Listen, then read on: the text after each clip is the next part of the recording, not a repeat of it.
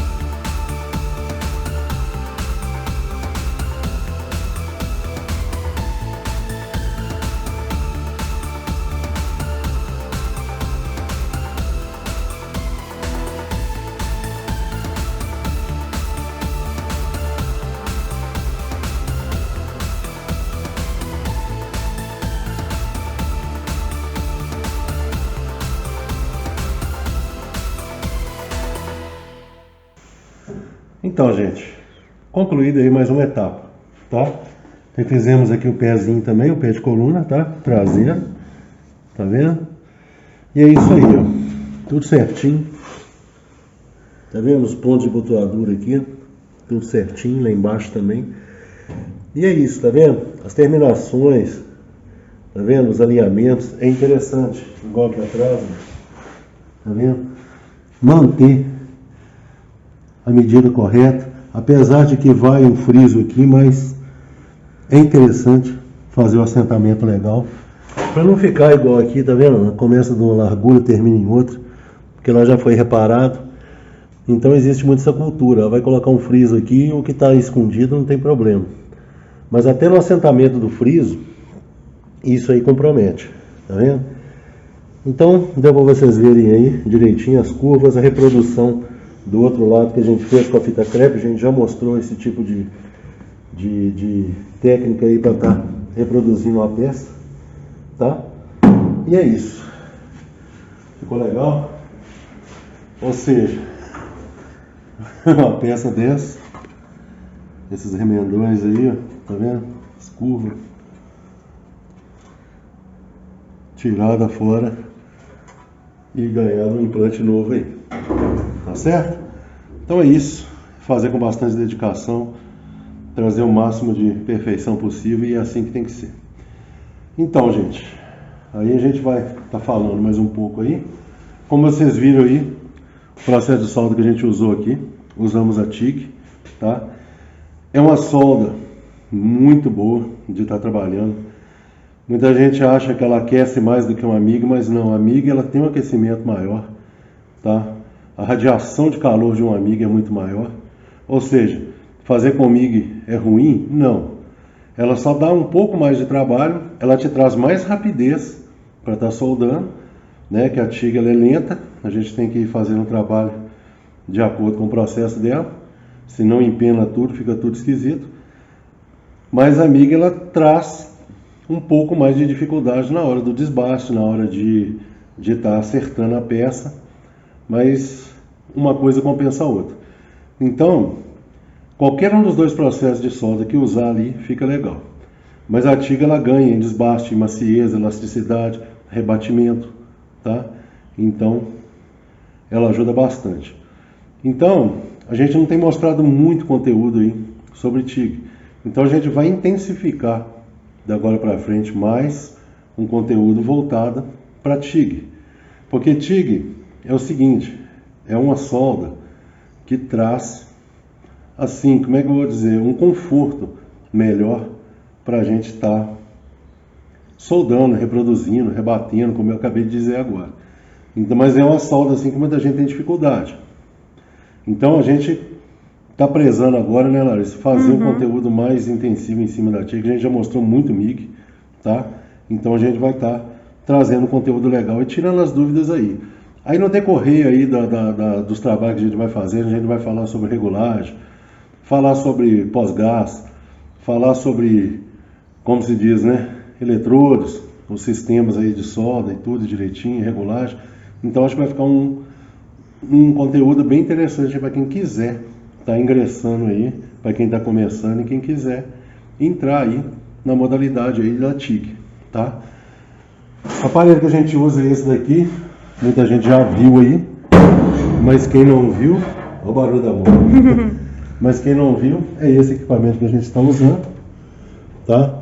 A gente não dispensa nunca a TIG, que em alguns casos, é igual no caso ali de ponteamento. Amiga.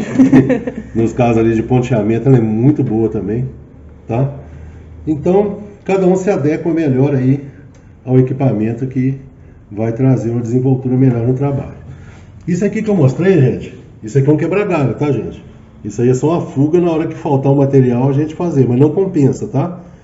Existem as varetas aí, inclusive se você ficar comprando, usando o arame MIG para ficar enrolando, acaba ficando mais caro. Perde mais tempo e fica mais caro. O quilo da vareta aí 1.6 para a solda TIG, ela é bem inferior.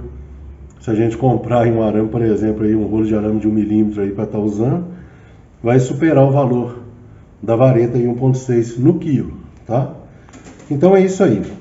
É um equipamento aí, eu vou dar só uma prega. É um equipamento simples, tá? Equipamento simples e bem fácil de lidar, tá? Esse equipamento não tem rampa de descida e subida, mas eu não acho extremamente necessário para quem trabalha com funilaria, tá? Mas o pós-gás, uma regulagem de pós-gás é interessante, tem que ter, tá? E se tem uma coisa que eu recomendo, é nunca ficar usando esse tipo na funilaria, tá, gente? O tipo de TIG aí de arraste, aquele que a gente tem que arrastar o eletrodo para abrir o arco. É sempre legal comprar uma máquina de alta frequência, tá? Alta frequência, o que é? Para quem não sabe, é isso aí. Você tocou no gatilho, o eletrodo acende. Esse negócio de, como é que chama? Esqueci agora. Tem o TIG Lift, né? Que você encosta. Encosta e abre o arco. Então essa daqui é muito mais fácil. Para quem está começando, se for usar aquele outro tipo de sistema, ele é mais dificultoso. Você abrir, levantar e começar a fazer a solda, tá? Essa daqui é mais preciso. Você abre o arco em cima, faz uma regulagem legal, faz o arco em cima e vai alimentando e fazendo um trabalho legal aí. E outra coisa que eu tenho percebido, antes, um equipamento aí, uma máquina TIG, superava o valor do MIG, mas pela popularização da MIG, que é uma solda mais fácil, uma solda assim que mais gente se adequa a ela, as MIGs ficaram mais caras. Então tem equipamentos aí, TIG hoje, bem interessante aí, um valor bem legal aí, para estar integrando aí no arsenal de ferramentas da gente aí, tá? Então é bem interessante buscar uma máquina, não precisa ser aquela máquina ACDC, cheia de coisa, né? Cheia de parafernália, pedal, aquele negócio todo, não, tá? Uma maquininha dessa simples aqui, ó, dá para trabalhar legal, dá para soldar inox, dá para soldar as carbono, tá? Titânio, um monte de coisa dá para soldar com uma maquininha dessa daqui. A única coisa que eu recomendo é uma máquina de alta frequência, tá? Que isso aqui ajuda bastante na desenvoltura do trabalho. E como eu disse, eu ia falar um pouco sobre solda, mas se eu começar a falar aqui, vai ficar um vídeo muito grande. Então, no decorrer dos vídeos para frente, a gente vai estar falando as impressões, tá? Vai estar mostrando para vocês aí as vantagens, tá? E como se comportar com esse equipamento aí. Equipamento não, né? Um sistema TIG de solda, tá bom? Que eu já falei em outros vídeos aí, muita gente ainda criticou, né? Falei que é um trabalho semelhante, né? É uma solda semelhante à do maçarico. Ela é semelhante, ela é parecida, não é igual, mas é semelhante, tá? Então quem tem aí uma carga aí, trabalhou com maçarico, vai conseguir pegar como é que fala? Os parâmetros dessa máquina aqui e conseguir fazer legal. Ela aquece, sim, mas é controlado. E ela aquece bem menos do que uma TIG, do que uma MIG, tá bom? Então a gente vai fazer esse conteúdo aí, falar um pouco também sobre limpeza, que muita gente, é uma máquina, é uma solda assim que muita gente não se adequa a ela, porque é uma solda chata, tem que ter uma preparação, né? Soldar em si é rápido, o negócio é você ajustar a peça, os gaps direitinho para estar fazendo uma solda legal, para estar tendo um sucesso numa solda, tá? Então o ajuste da peça manda muito, a limpeza da peça manda muito. As pessoas acham que é só uma limpeza externa, mas tem que ter uma limpeza interna também, uma limpeza bem intensiva. Analisar bastante. Igual aqui, ó. Essa aqui, tá vendo o furo dos clecos? Tá vendo? A gente marcou e cortamos mais, tá vendo? Cortamos bem acima. Então, analisar bem a chapa, fazer uma limpeza bem intensiva na chapa de trás, não deixar tinta, não deixar nada que interfira na solda, para não ter contaminação, não ter cratera e ter uma fluência aí no caldeamento da solda aí. Então a gente vai estar mostrando todos esses parâmetros aí, e resta dizer, tá, gente, que são soldas aí que foram adequadas aí ao sistema de reparação automotiva, são soldas aí que foram feitas para trabalho industrial. e foram adaptadas aí para a função aí da reparação automotiva, tá? Então é muito simples a gente ver muita gente mostrando, soldando em chapa grossa com MIG, soldando chapa grossa com TIG, tubulação com TIG, né? Aquelas solda pesada, né? Mas às vezes não tem um conteúdo mais intensivo sobre o nosso segmento aqui, que são chapas finas. Então a gente vai estar mostrando tudo isso aí para você, os parâmetros da máquina, amperagem, pós-gás e por aí vai. Então não adianta falar tudo em um vídeo, vamos seguir em frente. De agora para frente vocês vão ver a gente trabalhar mais com a TIG aí. Não vamos abandonar a MIG não, tá? Mas vamos trabalhar com a TIG e fazer um conteúdo bem legal, interessante aí para quem está querendo ingressar aí, tá bom? Muita gente pode falar que eu já soldei com solda com arame autoprotegido, né? A MIG sem gás, né? É uma máquina legal para iniciante, a gente está mexendo, às vezes a pessoa não tem. O grande impasse e a grande procura por uma MIG sem gás é porque o cilindro que fica caro.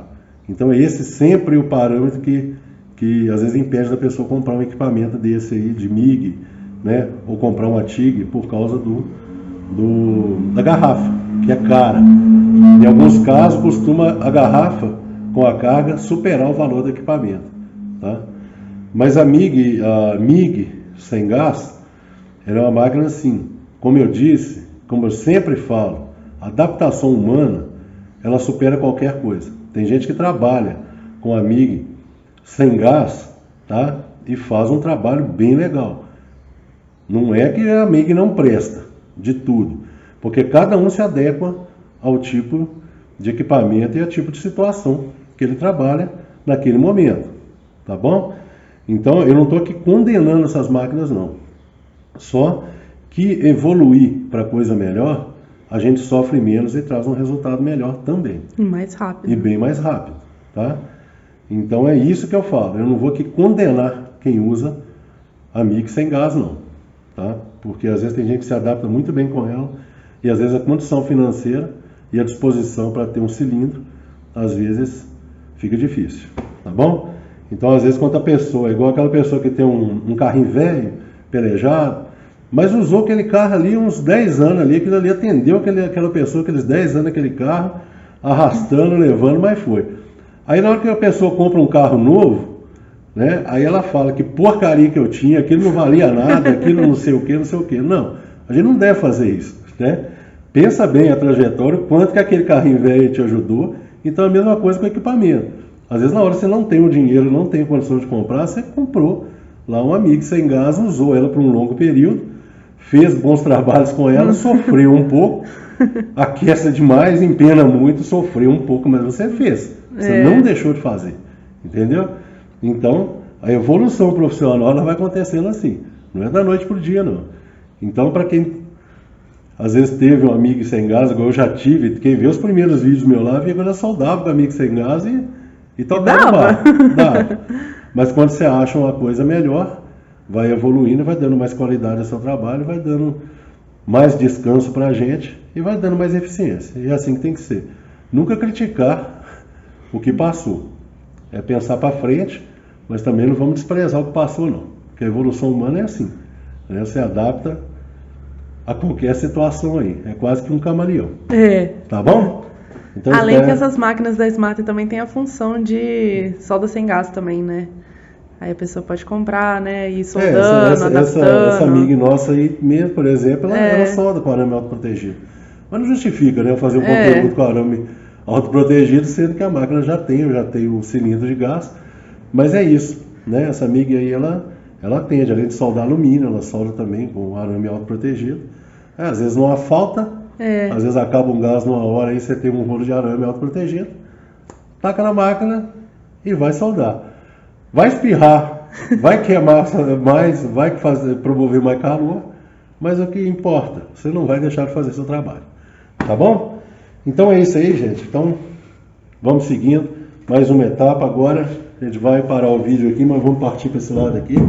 Agora, cortar essa parte, tirar o para-choque aqui. E começar aqui, fazer essa parte e mostrar um conteúdo aí num próximo vídeo aí. Para vocês, mais conteúdo aí do Dodge, do Charge RT aí. Tá bom, gente? Então espero que vocês tenham gostado. A nossa intenção é sempre essa.